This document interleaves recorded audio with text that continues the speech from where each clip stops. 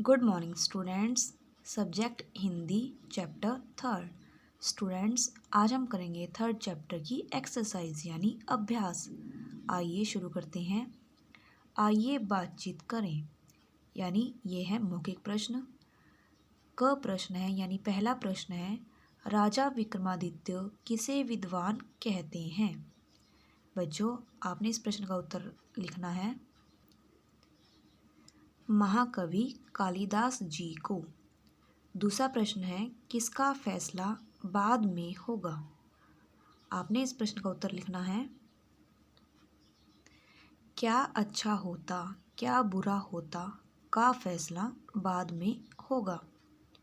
अब लिखा जाए यानी ये है लिखित प्रश्न। पहला भाग है, सही उत्तर के सामने सही का निशान लगाइए। क सुंदर रूप किसने दिया होता, कुम्हार ने, ईश्वर ने या मूर्तिकार ने।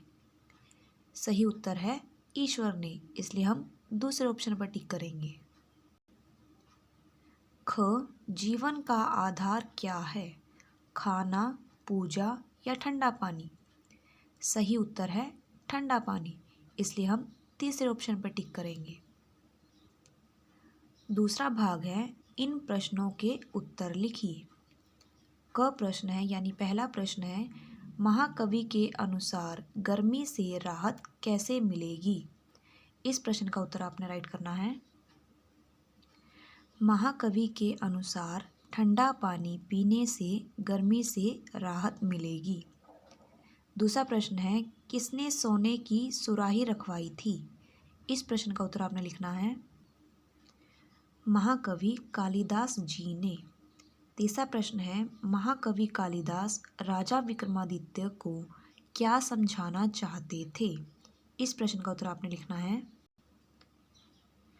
रूप से अधिक गुण मूल्यवान होता है। यानी महाकवि कालिदास राजा विक्रमादित्य को समझाना चाहते थे कि रूप अच्छा होने से कुछ नहीं होता, व्यक्ति में गुण अच्छे होने चाहिए। चौथा प्रश्न है, इस पाठ से हमें क्या सीख मिलती है। इस प्रश्न का उत्तर आपने लिखना है हमें रूप से अधिक गुण को महत्व देना चाहिए।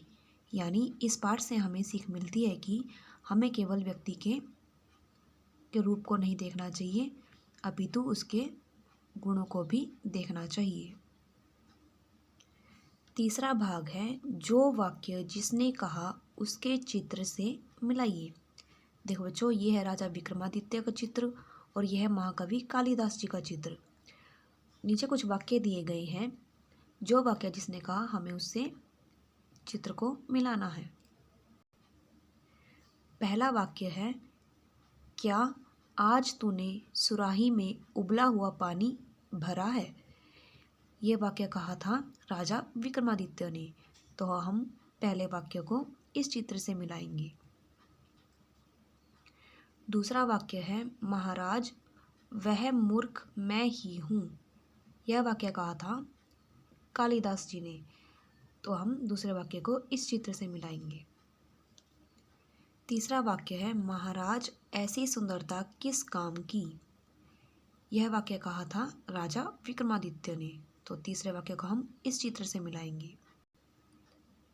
चौथा वाक्य है, महाराज क्षमा कीजिएगा, यही बात तो मैं आपको समझाना चाहता था।